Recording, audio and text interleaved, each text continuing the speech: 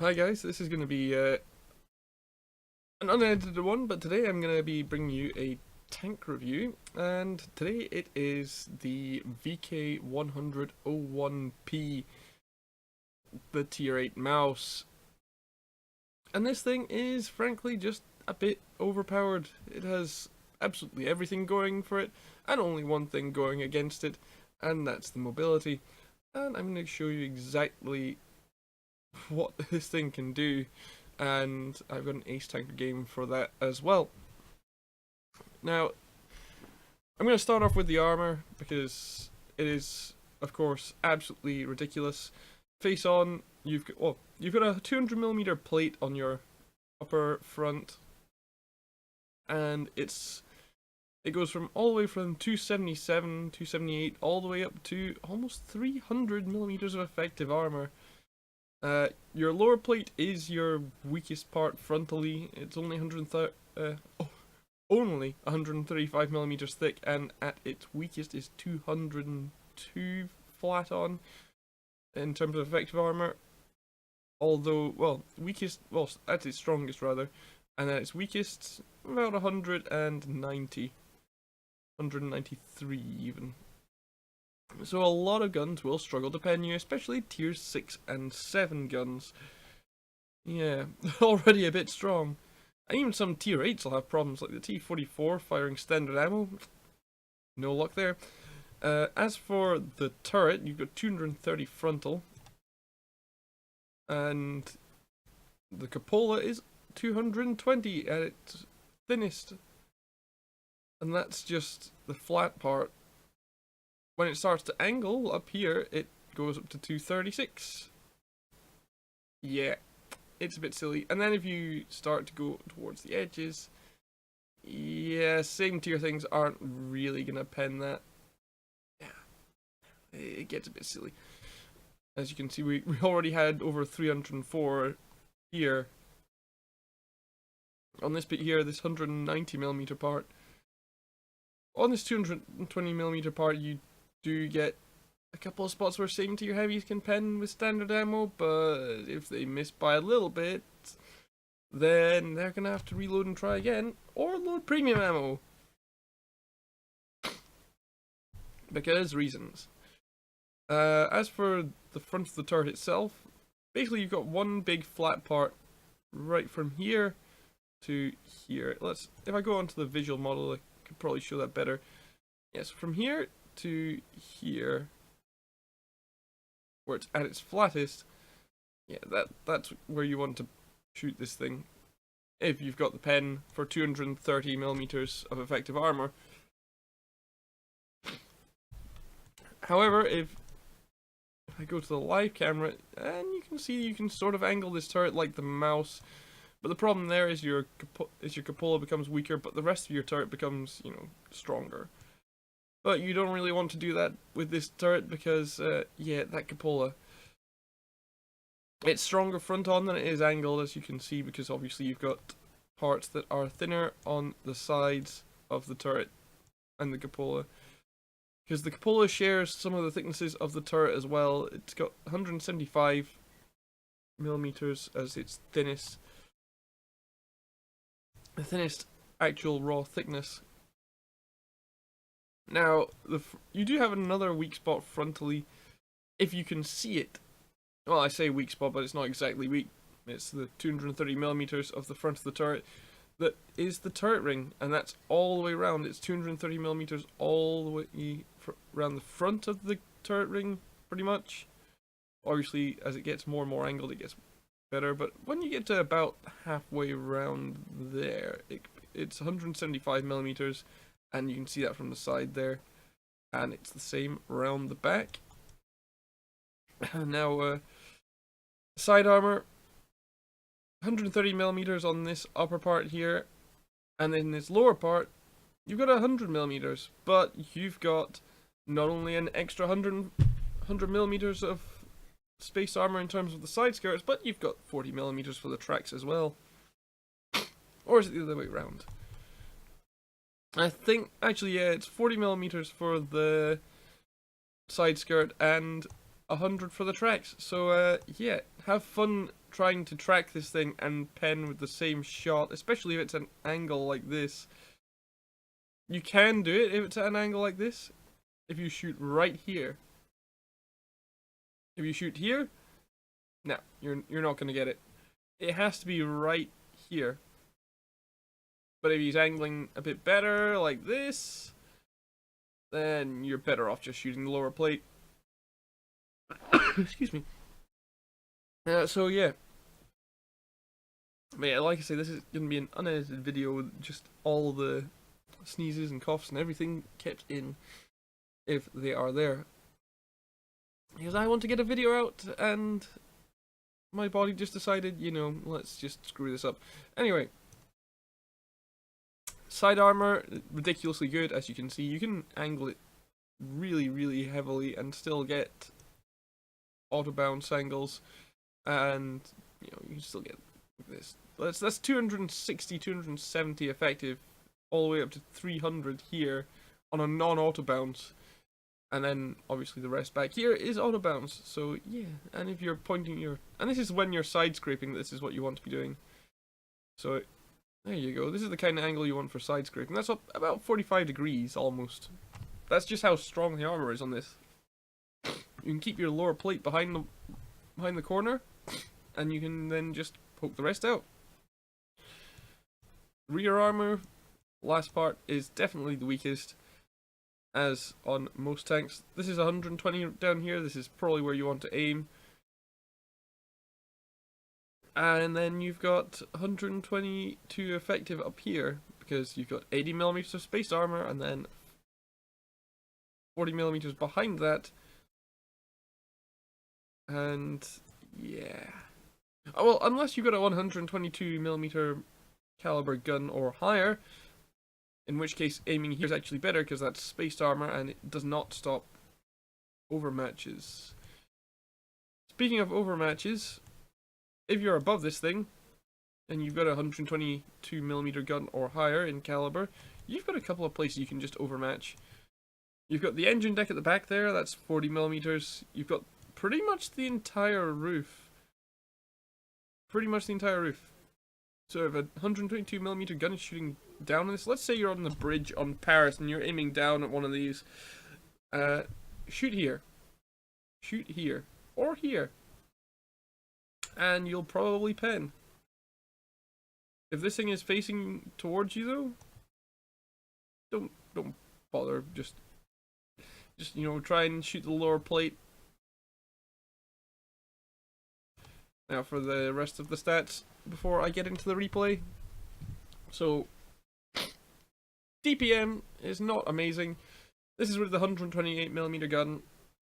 So you do have a reasonably long reload. You can get that down to about 12 seconds with well, from 14.8 down to 12 with gun rammer vents and crew skills. You can get it, well, I got mine down to 12.3, so I think you can get it down to pretty much dead on 12 with food. Gun stats, I use vert stabs on this thing, but in practice this .24 moving and tank traverse and the .17 turret traverse, yeah, that doesn't make a whole lot of difference, honestly. This thing snaps like nothing, like no tomorrow. And as you can see with the vert stabs on, it does become pretty decent for such a big gun. Let's take those off again. Where are we? Does not have an option. There we go. Alright, so obviously with such a big high caliber gun, it's going to be doing a lot of damage to modules, which is nice. However, this is not a particularly high velocity gun. It's only 110 meters per second shell velocity for the standard rounds. You do have 220mm of pen though, which is pretty decent. And the premium shells, they've got a workable, you know, actually pretty decent shell velocity of 1013 meters a second, so you know, it can definitely hit things pretty easily, even with .38 overall dispersion, though that does go down with crew skills and food again. So hitting things at a distance isn't too bad. And however, you don't really want to be fighting things at a distance with this thing if you can avoid it. This is definitely an up close and personal tank. 260 pen on premium is not too bad at all, though. However, the stock gun's a bit of a disappointment in terms of pen. However, it does have far better gun handling and DPM than the upgraded gun.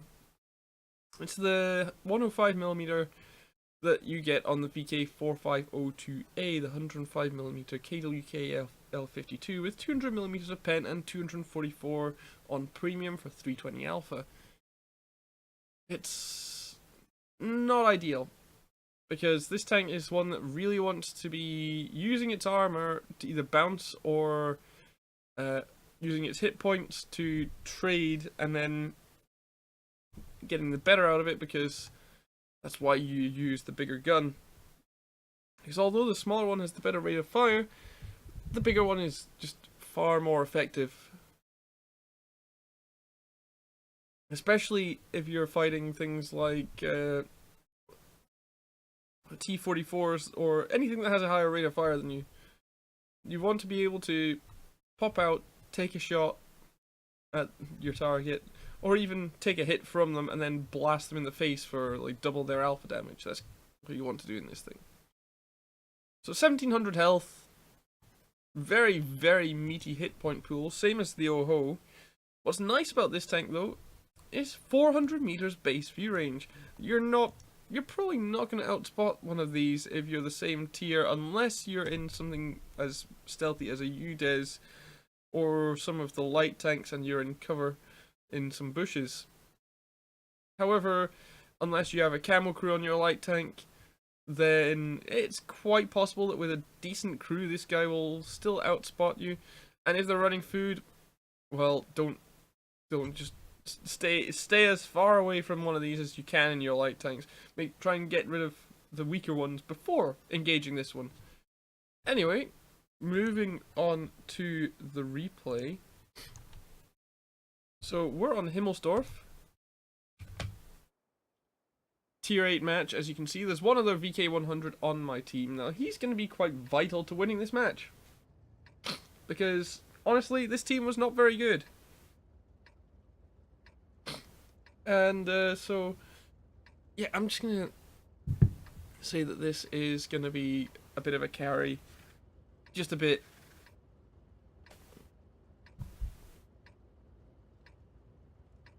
So, we're starting on the north. We're just going to ignore the hill completely.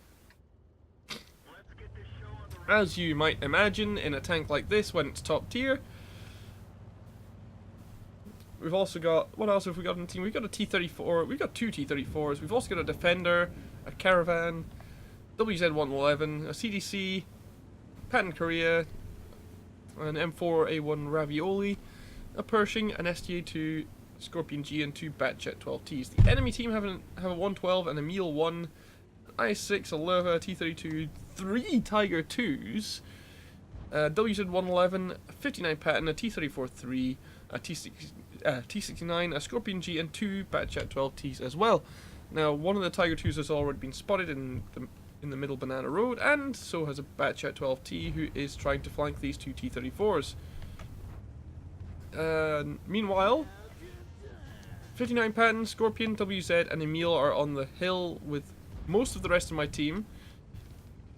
Then we've got, also in the banana, we've got an IS-6, a Lerva, and a T-34-3, as well as the 112. So, Lerva, not hiding its lower plate, and we blast him there. And as you can see, the Tiger 2 going through the stock, well, with the standard ammo, going through the cupola. That actually hit right here, actually. And that's where it hit. That's before it started getting to the angle part. So standard ammo, easy peasy with the Tiger 2, has really good pen. And is decently accurate, so doing that is not a problem for that gun. What's not a problem for this gun, though, is hitting IS-6 cupolas at this range. They're not big, but at this range, well, they might as well be. It was a little frustrating here, because I could have been already killing this IS-6 a whole whole bunch, but the T-34s were wanting me to avoid that, and I decided to go for the side armor, but I underestimated just how angled that was at that moment, so it bounces. Try to aim for the cupola once again, but get a little unlucky and it goes into the gun mantlet there. However, I did actually, as you can see, there's a tiny part of the gun mantlet on, well, the front of the turret that you can actually pen frontally with standard ammo with this kind of gun, but it's really rare. Meanwhile, the other VK takes down the 112. We have lost our WZ-111, our Scorpion, and one of our Batchats, and our Caravan. Enemy team have lost their Lava, I-6, 112, one of their Batchats, and one of their Tigers. But this is going to be right down to the wire. This Tiger 2, he's not going to have a very fun time here. I'm kind of going backwards and forwards, trying to get him to bounce off the cupola. As you can see, that is exactly what works there, because he is going to be very reluctant to fire at the front of the turret on this thing. The VK pops out and blasts him, and I once again bounce him, aim at the lower plate, and actually end up hitting the tracks on the right there. And then I see he's aiming at the other VK, and then I just decide to go forward after this T-34-3, who decided that firing heat was the right idea. Well, it is, against this thing with his gun. But unfortunately for him, I blast him in the side. But a bit of a misplay there. I should have just gone forward like this instead of poking out. However, the trade still worked out in my favor as I rolled high and hit him for 480 versus 424. Now he's going to slowly die there. He's got a CDC on one end and he's got the T-34s on the other. Meanwhile, the other VK-100 has gone down. And I noticed that we've lost the hill. So I've started turning around already. I'm going back because I'm expecting people to be coming down the hill any moment. And I might be able to get a shot on the T-34-3 through that window, I expect, but not quite. He's not quite far back enough. And I was correct. There's the T-32, who seems like he's a little surprised to meet a VK-100 coming down the road towards him. Now that was my lower plate. That was the first shot that went through my lower plate. So that was actually a high roll with AP. Because that was, at that angle, about 210 effective. So that was, yeah, you'll have had to roll for about that. Remember, plus 25% RNG does actually put the max roll on pen high enough to go through the lower plate of this thing at that angle. Even at the weakest part. So that'll have been maybe 200 to 210 effective at that angle. So we will have high rolled on pen. Now the WZ-111 and the Emil 1 have come down from the hill. On the other side, they've taken down the T-34, and now they're going after the Pershing and the Patton Korea, who are going to be trying to cap. Meanwhile, as expected, Tiger 2 blast him in the side for 480, and now we try and get decently close to try and get him to shoot our upper plate or front of turret, but instead straight through the cupola at the flattest part, as you can see. But we keep kind of going backwards and forwards while he's trying to aim, and that puts off his shot. So we blast him again through the lower plate, once again high rolling, and now he's just, yep, once again, as you can see, that kind of jinking backwards and forwards, that can really put people's shots off. It's really, really useful, because they're so concentrated on aiming that at that one part of you that they're going to think, oh my god, I've got a hit, and then they bounce, because they're under so much pressure to hit you. And then you just blast them in the face. Anyway, turning around now to deal with the rest of the enemy team. Just the friendly Pershing left alive, but he's not long for this world. He is surrounded. There he goes. So now it's just me against a 59 Patton, an Emil 1, and a Scorpion G. All of which are one-shots. And this is also going to be a bit of a funny match because of what the enemy team do. And how they throw this away. Now, I poke out this way expecting the Scorpion to come down there after going around. He does not. So instead, I start heading back down the banana road, expecting maybe someone's going to come down the hill from that side. Meanwhile, one of the enemy tanks is capping, I'm not worried though, because it is encounter. There's 4 minutes that they have to go through to cap with one person.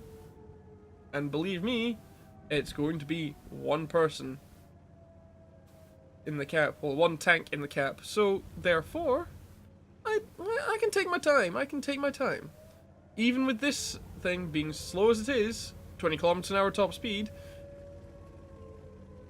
I can take my time with this. So, I'm going back down this way, trying to catch whoever's in the cap eventually. And maybe anyone who's deciding that they saw me where the tiger was. And, yep, there's the pattern. And, hello, I'm hull down. And, you're not. So he bounces off my turret. Turn around to see the scorpion's there. He is not. But I'm going to go down this way to see if I can catch him nonetheless. What's also useful about this kind of move is that by the time I get unspotted, they'll assume that I'm still down this way.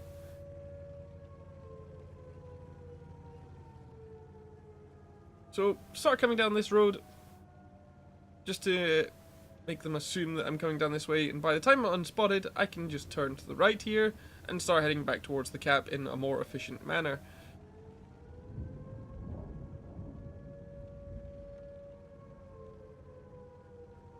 Now I decided that I'm going to be trying to head towards D3 instead, trying maybe catch people off from this side, expecting me to come this way up through here.